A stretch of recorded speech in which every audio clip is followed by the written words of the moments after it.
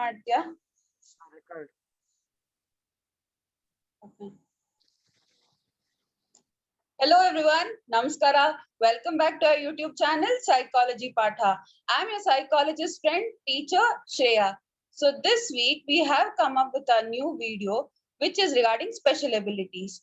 As we saw in the previous video, we did regarding in detail regarding IQ, distribution of IQ, how do we calculate IQ, and how do we distribute it. Today we are going to talk about one of the extremes of the intelligence quotient, that is those who fall into the category of being called genius or those who are extremely talented. So without wasting any time, let's get started. So before that, let me introduce to our guest today. So our guest is Miss Kaladhari Bhavani, who is a psychologist as well as musician. Welcome to the discussion, Kaladhari.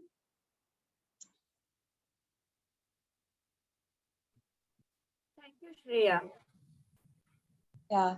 And our next guest panel is Jayanth Mamundi, who's an assistant professor in psychology in National College. Welcome to the discussion, sir. Yes, thank you, Shreya.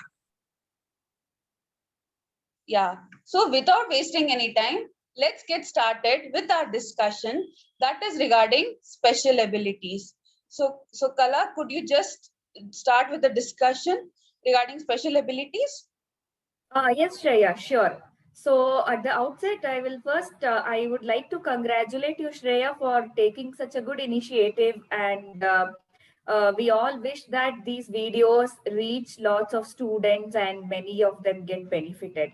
So yeah, without wasting the time, we'll go to the content.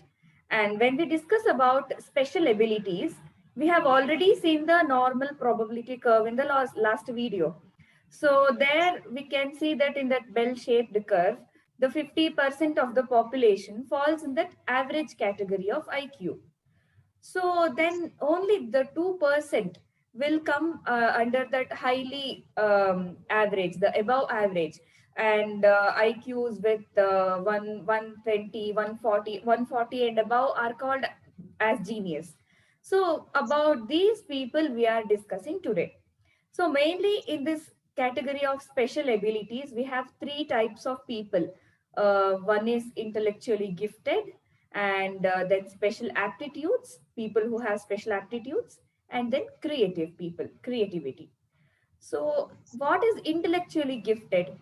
So we call them as genius. We call them as polymaths. Why? Because they are good at everything. We can see, we can observe around us. We will come across some people who are actually good in all subjects at school, or who will be good in many types of arts. We can see children nowadays, they go to multiple art form classes, like parents will put them into music, dance, drawing, anything and everything, and they will almost excel in all those fields. Such people are called genius. They will have IQ more than 140 and above. So such people are called intellectually gifted or genius. So I will ask Jayant to add upon more points to this. Thank you, Kala. That was great. Lewis Terman, he's a psychologist who coined this term intellectually gifted. Okay, so as you said, it is above 140 IQ is called intellectually gifted. They are they find success in every whatever field they go. They excel in every field. So as many scientists, artists, and many great personalities have proclaimed that they had IQ above 140. Okay, for example, Isaac Newton, Leonardo da Vinci, etc.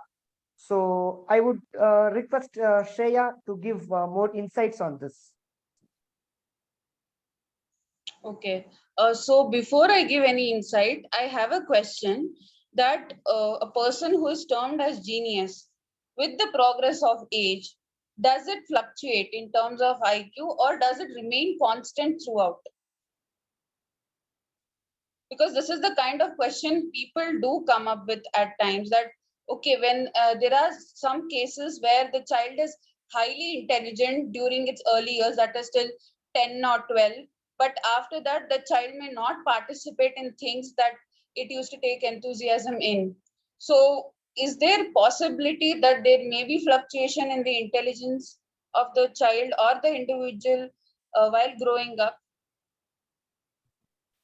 Okay, it's a good question actually. The thing is that there will be no fluctuation in the intelligent quotient, that is IQ itself. IQ, once it attains the peak at the age of 16, it will remain the same. But the thing is that the child might have some lack of stimulation which it used to have in that prime age. For example, right from the from its primary schooling, they were like, okay, you're very intelligent, you will do good in everything, so you study this, you study that. They used to give a lot of stimulation. And once the child is, it comes to high school, by the time he or she comes to high school, it might be like, okay, I am bored of everything now. So everything is like Mm, easy, it's monotonous. Because these children, they get bored so easily because they find things very simple. mm, Therefore, mm, they need to channelize their mental energy, their IQ, their intelligence, their capacity. That's why, for example, that their mental age will be very higher than their classmates, their peers. So that's why they get bored easily. They find it simple. So they will be like, I'm no more stimulated. I'm no more reinforced in all these things. This might be correct. the reason while they become passive. Okay. Jayant sir, I have a question for you here. Yes, madam, please. Yeah.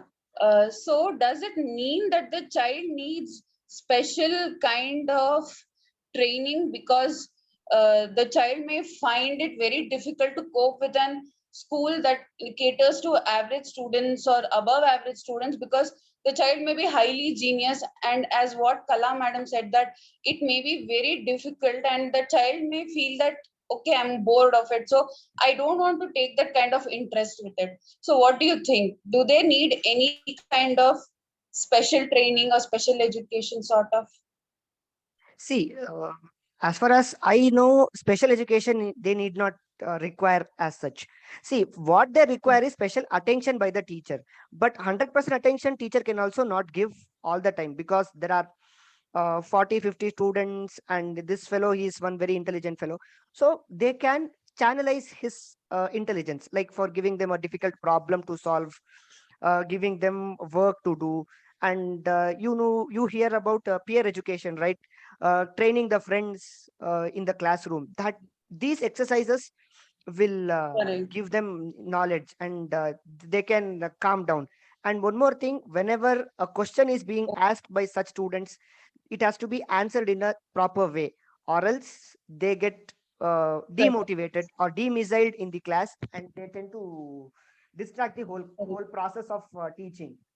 This a teacher should be keeping in mind. This is what I feel. Okay.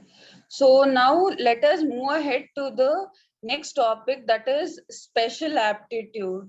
So I would like Kala madam to talk about what is special aptitude all about and give her insights regarding it. Yeah, special aptitude. Aptitude is an inborn ability to improve with training. It's a trait, it's an inborn trait that comes with birth, which is the ability to improve by training. For example, you have aptitude in some skill. For example, you have verbal aptitude. So, with training, you can excel in that field. You can become a poet or a scholar, something like that. Or if we take clerical aptitude, there is something called clerical aptitude or mathematical aptitude. If they have mathematical aptitude, they can, if they get proper training and if they practice well, then they can excel in that field. That's how we get examples of famous mathematicians, famous painters, and all. So there will be different kinds of aptitude, like mechanical aptitude, verbal aptitude. We have DAT, that is differential aptitude tests, which is the battery of aptitude tests. It has different types of aptitude tests which measures various kinds of aptitudes. Mm, mm, mm. So, Jayant Okay. sir, can come up with more examples further on this. Yes. See, aptitude needs, as Kala said, it needs training. There are like musical aptitude is there, a person who is well versed in music, and there is something called clerical aptitude, as he said. See, there are person who are very quick speed, very that like they work on a stick of a moment at the Hatiwala. They work like that. They all of a sudden they take the things, they keep again, they rearrange these things. This is called clerical speed. So, and one more thing, this aptitude, if I have to give an example here, see, they have to match while taking for a job or something, they have to match that. If, for example, he has a clerical aptitude, that means he is very quick and quick in actions. Put him for a jobs with suits. Like for example, he is into machines. So quick and span, he can quickly, immediately, he can tighten the things and loosen the things. So clerical activity and mechanical aptitude, like that. Some person will be verbally very sound and verbal aptitude will be more. For them, give them a job of a teacher or a trainer, like that. If you take a clerical aptitude person and give him a teaching job, that doesn't holds good. So this aptitude is very much important in matching with the job is what I say. Shreya madam, your point, please. Please. Yeah, so here another question that comes in is, what if the aptitude, that is, what is the interest of the person changes?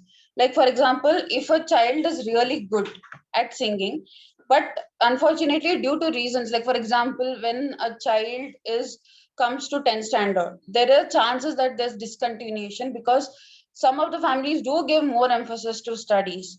So they may end up having a long gap. So with the time, with the changes, the interest towards music may change, and they may not take it up as seriously as before. So do you think that our aptitude for a particular thing changes with time? Uh, Yeah, it's actually not the aptitude that is changing, it's the interest that is changing, the priority is changing there. So, as you said, many parents, due to some reasons, the child might not be able to pursue his or her area of aptitude, whether it may be music or dance or anything. But what happens is that the interest might be there still, the urge to learn, because once the child knows that he or she is actually good at it, he or she will actually feel good in doing it also, right? So that interest Correct. will be there, but reasons will not allow him or her to pursue that. So aptitude is not changing there, it's the interest, the priority is changing there.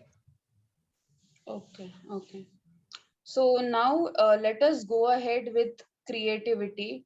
So I would like Jayan sir to talk about creativity in general. I'm pretty sure all of us have a general idea of what creativity is all about. Everybody knows the example of creativity, but here we'll be talking in detail, like what is it exactly? What does it talk about?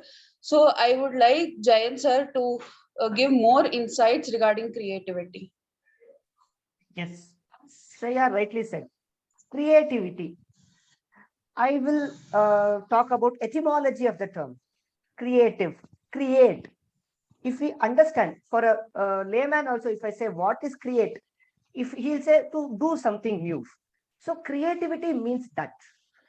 Creativity is giving new ideas, coming from new ideas. See, for example, there are many people who are so much creative. They say what you call, we can say something very very plain agi, we can express our thoughts, but creative that as a music or that in a different way is what creativity all talks about. So here it requires special kind of thinking. So creativity, you need to think out of the box. Don't think in a set pattern. Change the pattern, come out of the box and think, give a new idea. So if I say this is spectacles, I'm wearing spectacles. If I ask some person how differently I can use spectacles, one person may say it is we can read this, we can use this to read, like this we can read, he says remove the specs, wear, read. I will say, I can use this as a style. I'll put like this. And some person might say, I will use this as a magnifying glass. This is what is creativity is all about. Uh, Quickly, I would like to ask Kaladhari to give more insights on creativity and we give a proper conclusion for this discussion.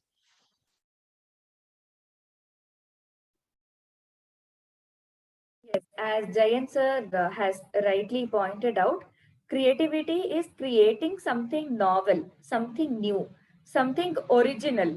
Originality is the hallmark of creativity. So, for example, we have poets like Kalidasa, Kuvempu, and Bendre. These are all they are known for their uniqueness and their originality. Their style is unique and original. That's why it's valued even today. So this is the hallmark of creativity. And if we come to sculpture, we have the famous Jaganachari. So we really don't know how he has sculpted all those things thousands of years ago, what technology he might have used, but still he has done that. There is a lot of creativity involved in that. So creativity is creating something novel, something unique, new, original. So that's about creativity. And if we have to actually understand more about creativity, the relationship between intelligence and creativity, and the relationship between creativity and age. That does it increase with age, or does it remain same? And we have to also understand about creativity tests, which Shreya Madam will do in her next video, I guess. Yes, so we'll be covering regarding all these points which Kaladhari madam told about. So I would like to thank Kaladhari ma'am and Jayanth sir for taking their time out on a Sunday and being here and doing the discussion. So thank you so much for all the support. So I really hope you guys liked our video. So please do like, comment so that we can improve upon our upcoming videos. Share so that we can reach to more number of PUC students so that more and more students will be helped with it, and as well as subscribe. And yes, don't forget to hit the bell button to get further notification from our channel. So please do watch. And yes, until the next time, you take care, stay happy, stay positive. Bye bye.